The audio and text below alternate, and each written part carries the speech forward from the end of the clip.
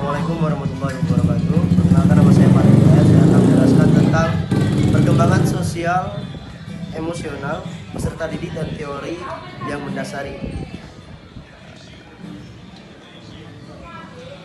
Perkembangan emosional peserta didik berdasarkan teori behavioral. Psikologi perilaku, juga dikenal sebagai behaviorisme, adalah teori belajar yang didasarkan pada gagasan bahwa semua perilaku diperoleh melalui pengkondisian. Hal itu terjadi melalui interaksi dengan lingkungan. Aliran behavioris atau behaviorisme menjadi dominan mewarnai pemikiran selama tahun 1950-an. Berdasarkan hasil karya para ahli dan pemikir seperti John B. Watson, Ivan Pavlov, dan B. F. Skinner, aliran behavioris berpendapat bahwa semua perilaku dapat dijelaskan oleh sebab-sebab lingkungan. Menurut behaviorisme lainnya, perilaku dapat dipelajari secara sistematis dan diamati dengan tanpa mempertimbangkan keadaan mental internal. Pengaruh lingkungan terhadap perkembangan sosial peserta didik. Lingkungan sangat mempengaruhi perkembangan sosial setiap anak. Mereka akan menyerap dan mempraktekkan apa yang sering terdengar dan sering terlihat inderanya, terutama pada masa-masa rentan, yaitu pada umur 7-18 tahun. Kenneth Dodge 1983 berpendapat bahwa anak-anak melalui 5 langkah dalam pemrosesan informasi mengenai dunia sosial mereka. Anak-anak cenderung mengubah informasi dari bentuk sandi ke dalam bahasa yang dikenal dengan isyarat-isyarat sosial, menafsirkan, menemukan jawaban, memilih jawaban yang optimal, dan menampilkannya. Dodge telah menemukan bahwa anak laki-laki yang agresif lebih cenderung memerepsikan tindakan anak lain sebagai tindakan bermusuhan ketika keinginan anak tersebut adalah ambigu.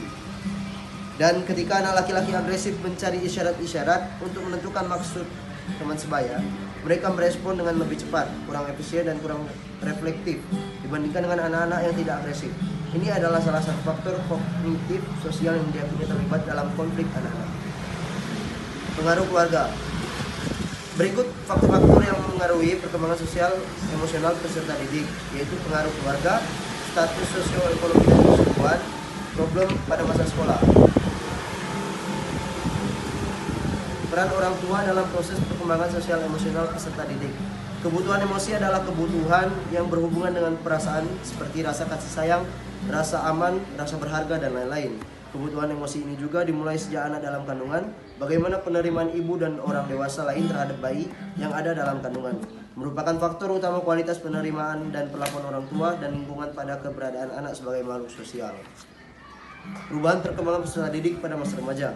Pada masa remaja dikenal salah satu periode dalam rentang kehidupan manusia yang memiliki beberapa keunikan tersendiri. Keunikan tersebut bersumber dari kedudukan masa remaja sebagai periode transisional antara masa kanak-kanak dan masa dewasa. Kesimpulan, teori behaviorisme menyatakan bahwa perkembangan emosional peserta didik dipengaruhi oleh pengalaman belajar yang mereka alami. Proses belajar ini melibatkan stimulus, respon, dan penguatan.